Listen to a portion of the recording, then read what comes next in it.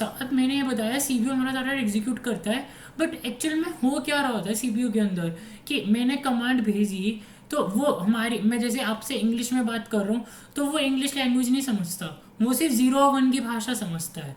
0 और 1 की भाषा होती है, तो उसका जो मेन सीपीयू का जो मेन ब्रेन होता है वो होता है एएलयू, अरिथमेटिकल लॉजिकल यूनिट।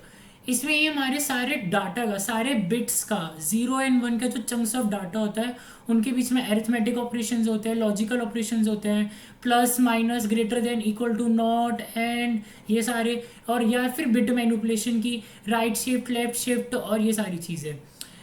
बाकी एक बहुत इंपॉर्टेंट चीज़ होती है सीपीयू में, जो मैं आपको पहले अभी लास्ट उसमें बताया है कि processor registers. Processor registers are the fastest which is accessible by a CPU and these are directly connected to our peripherals. तो प्रोसेसर रजिस्टर्स हमारे डायरेक्ट पेरिफेरल्स का सर्किट, यूआर्ट I2C के सर्किट से कनेक्ट होता है और सीपीयू से। तो जो भी हम कोड उसमें करते हैं फ्लैश मेमोरी में, मतलब इनके बीच में फ्लैश मेमोरी भी होती है, तो फ्लैश मेमोरी हमारा डायरेक्टली प्रोसेसर रजिस्टर्स UART और इनको इंस्ट्रक्शंस देता है, फिर वहाँ से सीपीयू के पास जाता है, सीपीयू एग्जीक्यूट करके डायरेक्ट पेरिफेरल डिवाइसेस पे आउटपुट दिखाता है।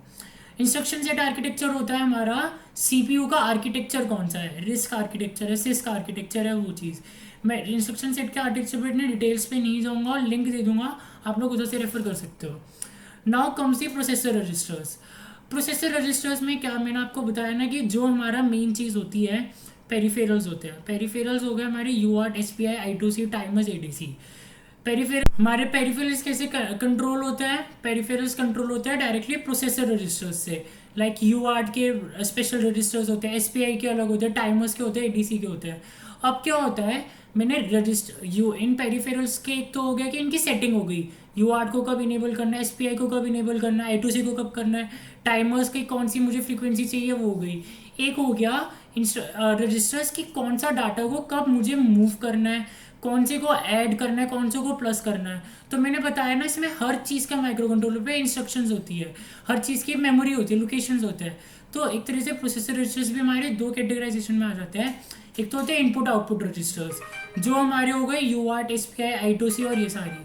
फिर एक चीज़ आ जाती है हमारी जनरल पर्पज रजिस्टर्स, जो एक्चुअल पे इन रजिस्टर्स पे, इनपुट आउटपुट रजिस्टर्स पे कुछ कमांड्स देती है, इन पे इनको इंस्ट्रक्शंस देती है, plus minus, add, subtract, move, draw, back, ये सारी चीज़ें। ठीक है। सो अब हम करते हैं AVR माइक्रो कंट्रोलर्स के रिस्पेक्ट में बात। हाँ, अब मैं एक चीज़ इसमें आपको दिखाता हूँ कि अगर आपको मेमोरी का जानना है, सो इन AVR माइक्रो कंट्रोलर्स ना, जो हमारा डाटा, जो ये हमारा मेमोरी मैप है, डाटा मेमोरी मैप, तो इसका ये SRAM है। मतलब मैंने बताया ना कि CPU डायरेक्टली हमारा प्रोसेसर रजिस्टर्स, रैम या SRAM, और ये तीनों ही प्रोसेसर रजिस्टर्स, SRAM और ये तीनों ही हमारी, ये तीनों ही हमारे रैम SRAM में होती हैं।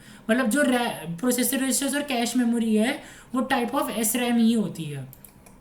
अब क्या होता है डाटा मेमोरी मैप में, सबसे पहले जो हमारी चीज़ आती है 32 रजिस्टर्स। 32 रजिस्टर्स हमारे कौन से हो गए, जो मैं आपको बताया है जनरल पर्पस रजिस्टर्स, कि जो हमारा बेसिक कमांड्स देते हैं, ऐड का, मूव का, किसको क्या, कौन सी बिट को कब क्या मूव करना है, ड्रॉ करना है, बैक करना है। फिर उसके बाद आते हैं 64 input output registers. Input output registers जो मैंने बताया जो बेसिक रजिस्टर्स होते हैं आपके एक पेरिफेरल्स के। फिर 416 एक्सटर्नल इनपुट आउटपुट रजिस्टर्स। अब ये क्या चीज़ है, हमारे इनपुट आउटपुट रजिस्टर्स 64 तो AVR माइक्रो कंट्रोलर्स में लीस्ट होते ही है, and depending upon which AVR microcontroller we are using, आपके इनपुट आउटपुट रजिस्टर्स वेरी भी कर सकते हैं। ये 8 मेगा 2560 के हैं तो आपके 416 इनपुट आउटपुट रजिस्टर्स हो गए। क्यों? क्योंकि आपके माइक्रो कंट्रोलर का साइज बढ़ गया तो उसके पेरिफेरल्स बढ़ गए। पेरिफेरल्स बढ़ गए मतलब 2 UART आ गए, किसी में 1 UART होता है, किसी में 3 SPI है, किसी में 1 SPI है, तो उसके हिसाब से हमारे इनपुट आउटपुट रजिस्टर्स भी बढ़ जाते हैं, ये वाली चीज़। फिर आता है हमारा इंटरनल SRAM और एक्सटर्नल SRAM। SRAM मैंने आपको बताया जो हमारा ये कैश मेमोरी वाला डाटा होता है, जो बहुत फ्रीक्वेंट डाटा है, वो सारा हमारा इंटरनल SRAM उसमें हमारा स्टोर होता है। ठीक है। अब हम एक चीज़ मुझे बस ये बतानी है, अब now we will directly going to dive into our actual this thing practical. हाँ, एक चीज़ और बतानी है। अब मैं आपको जैसे सबसे पहले हमारा GPIO पिन से स्टार्ट होएगा। ठीक है।